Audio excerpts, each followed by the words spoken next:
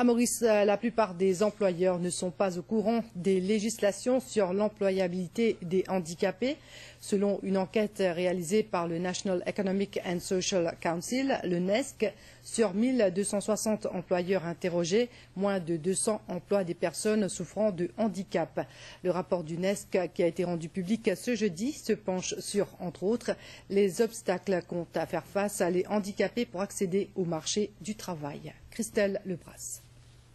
Le rapport du Conseil économique et social sur la possibilité et la capacité d'obtenir un emploi des personnes handicapées est le fruit de 6 mois de recherche.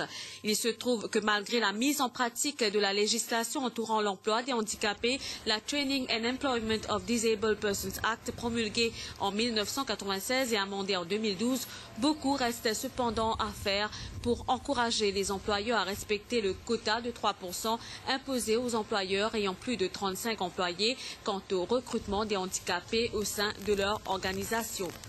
Nous pensons qu'il y a un peu de problème, il y a beaucoup d'obstacles qui peuvent permettre l'employé de respecter la provision de la loi là, mais là nous pouvons aussi pas seulement un obstacle, nous pouvons aussi qu'il y a une mesure qui est préconisée pour encourager l'employeur pour qui au moins sa 3% à respecter. Il se trouve que 8166 personnes ayant un handicap ont une activité professionnelle. Parmi, il y a 15% qui ont atteint des postes de responsabilité.